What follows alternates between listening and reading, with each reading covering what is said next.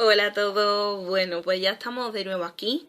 En este caso es un cuarto vídeo donde vamos a, a dar respuesta a otro de los conceptos que vimos en clase y que estamos repasando gracias a este blog.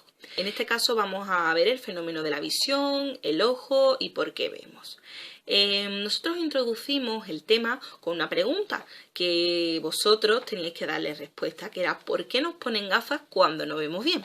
Bueno, pues a lo largo del tema estuvimos viendo por qué esto ocurría y casi le dimos en clase la respuesta, aunque vosotros, bueno, pues ya sabéis que en casa la tenéis que complementar un poco con vuestra indagación y con vuestra labor participativa y activa en la actividad.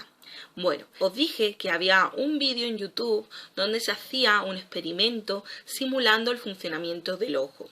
Debajo de este vídeo os dejaré reseñado ese vídeo que no pudimos ver y que explica perfectamente y aclara todo tipo de dudas con respecto al funcionamiento del ojo y a esas cosas que os chocaron un poco al principio cuando las vimos.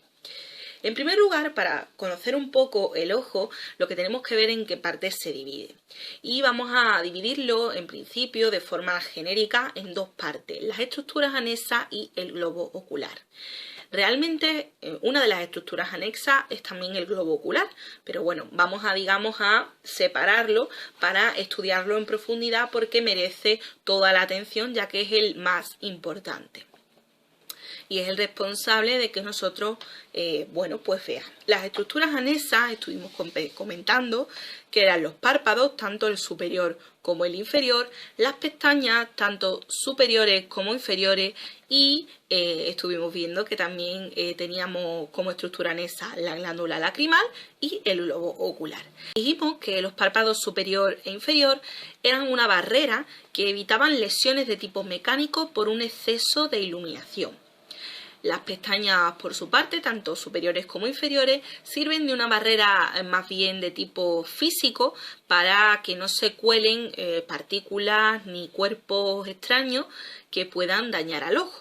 Si por cualquier razón hay alguna partícula que se ha escapado y se ha colado, la glándula lacrimal cumple la función de hidratar al ojo y de limpiarlo al mismo tiempo, para que cualquier tipo de partícula o cuerpo extraño que esté en el ojo sea eliminado.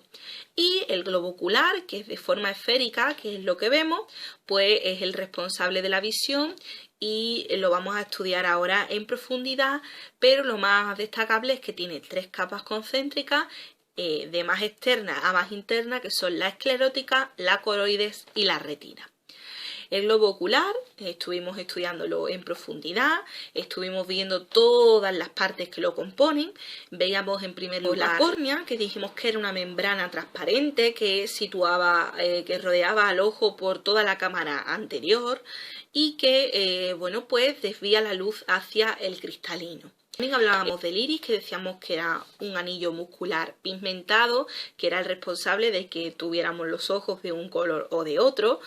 Todo esto que os estoy diciendo lo tenéis debajo en una imagen señalado. Hablábamos también de la pupila, que era un orificio por el que entraba la luz y que estaba situado en el centro del iris.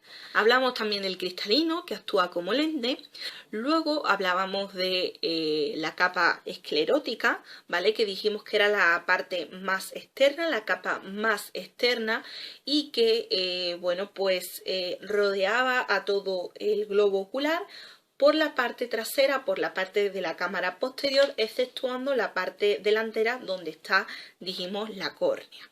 Luego la capa intermedia era la coroides, que era una capa, dijimos, oscura, que es lo que evitaba que la luz se refleje en ella y que estaba formada por muchos vasos sanguíneos.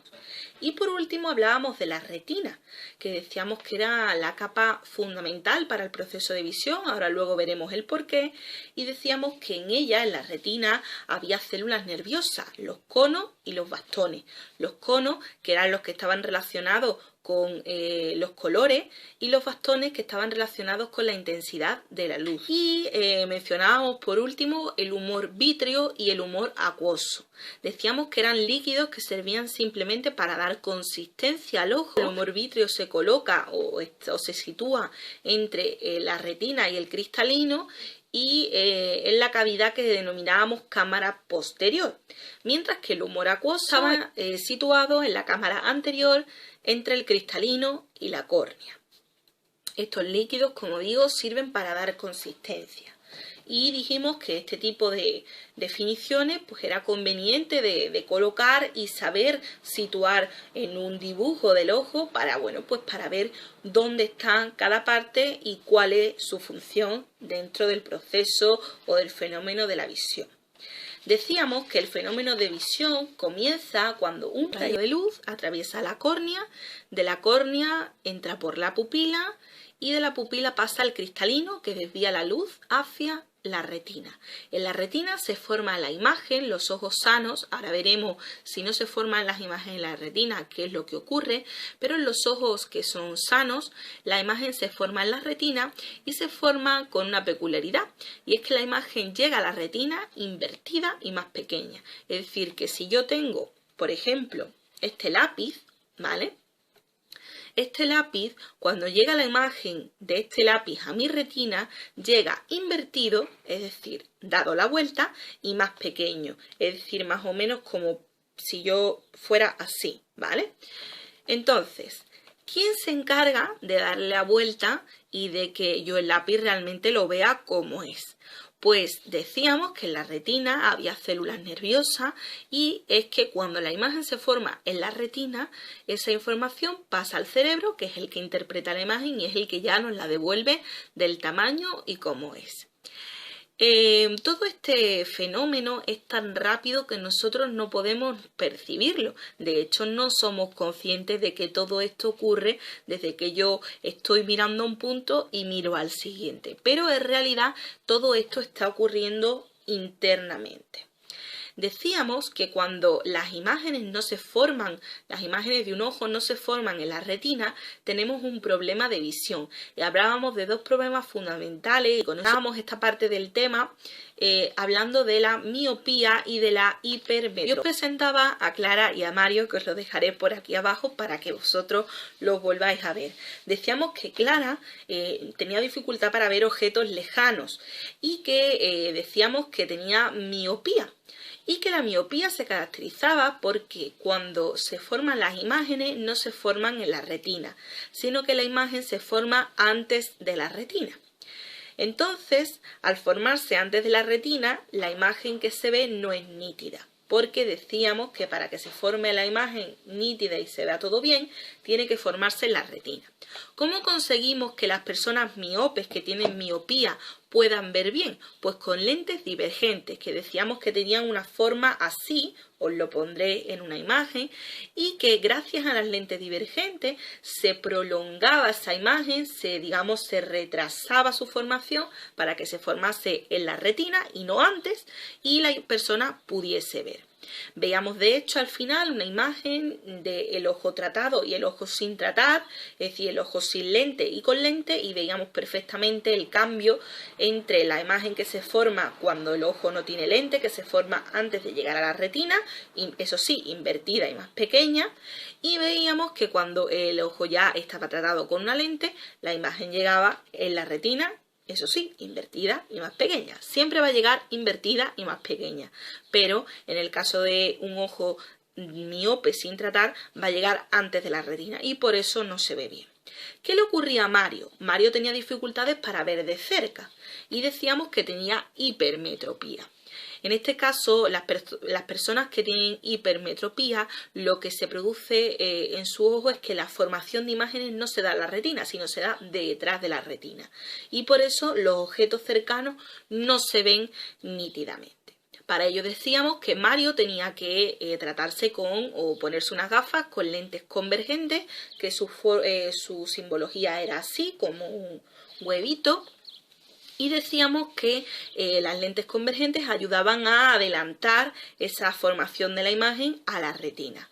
Veíamos asimismo el ojo hipermétrope sin tratamiento, sin lente convergente y con lente convergente, y veíamos perfectamente cómo la imagen de un ojo que tiene hipermetropía o bien un ojo hipermétrope se forma detrás de la retina, mientras que con la lente convergente se forma la imagen en la retina. Decíamos además que era importante reseñar que el cristalino es flexible, decíamos que el cristalino actúa como lente y que es flexible. Es flexible porque lo que hace es acomodarse. De hecho, el proceso que hace se llama acomodación, y lo que hace es que se contrae o se dilata en función de las imágenes, y lo que hace es favorecer con esa contracción o esa dilatación que la imagen se forme en la retina. Con el paso del tiempo, esta acomodación deja de ser muy precisa y por eso se da la patología de la vista cansada, ¿vale? Y por eso muchos de vuestros padres a una cierta edad necesitan gafas para leer, ¿vale? No tiene nada que ver con la hipermetropía, pero sí que es verdad que es un proceso que tiene que ver con el cristalino y con su acomodación, que se deja de dar o que el proceso no es tan eficaz con el paso del tiempo. Yo os pedía que, bueno, pues me pusieseis una serie de hábitos que ustedes consideréis que sean saludables para cuidar la salud de nuestros ojos, ya que hemos visto, y nos queda mucho más claro aún después de estudiar todo este tipo de cosas, que los ojos son fundamentales y esenciales para nuestra vida, y que gracias a ellos pues podemos hacer todo lo que hacemos. Y por tanto los tenemos que cuidar, porque no dejan de ser un órgano muy sensible y que tenemos que cuidar al máximo. Con respecto a este concepto, podríamos hacer las actividades 10, 11 y 12 de la ficha de ejercicios que yo os entregué, y también le podemos dar respuesta a esa pregunta de por qué nos ponen gafas cuando no vemos bien. Recordando imágenes de la ficha del cuestionario de ideas previas, concretamente, yo os presentaba a Luisito y os decía que por qué Luisito veía la mesa. Bueno, pues la respuesta correcta era porque la luz llegaba, se reflejaba en la mesa, y esa luz reflejada llegaba a los ojos de Luisito, y esa información era interpretada por el cerebro de Luisito, y gracias a eso pues podía Luisito ver la mesa. Así que era un poco para que estudiarais un poco en ese momento o me supierais decir cómo se produce el fenómeno de la visión. Sin la parte fundamental de la interpretación por parte del cerebro no podríamos estar viendo correctamente las cosas. Así que nada, esto es todo lo que os tenía que contar en este punto, así que nada, hasta luego.